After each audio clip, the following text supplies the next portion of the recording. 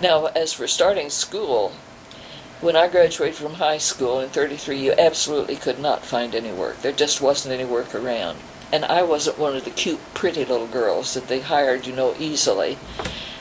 So I made dresses by hand. My next-door neighbor was a very particular lady about her house dresses fit her. She wore a corset, and you had to have it so that it fit just well over that, nicely shaped. And you had to do the hems by hand and the bindings by hand and all that sort of thing. 2 or 3 fittings.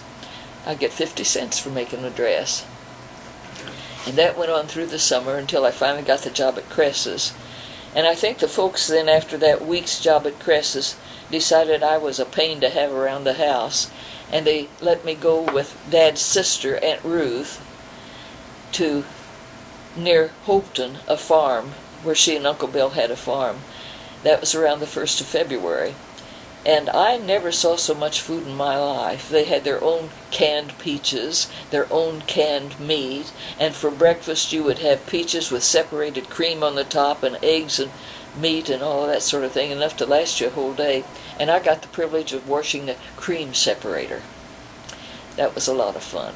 The well was down at the bottom of the hill, and you had to bring the water up.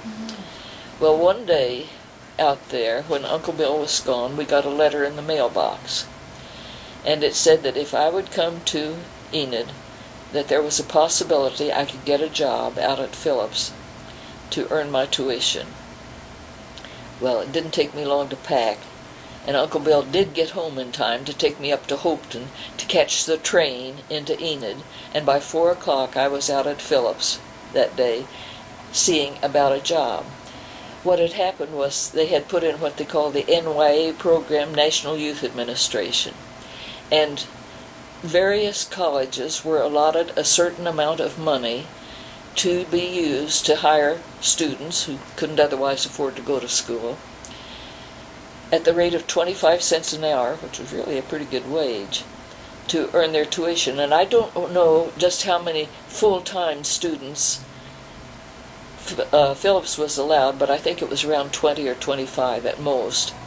Frank Wellman, who was a professor of history out at the college, was put in charge of this program, and he interviewed the students to determine their need, and accordingly allotted them so many hours that they could work, so that he stretched that to cover 120 students who were getting assistance there.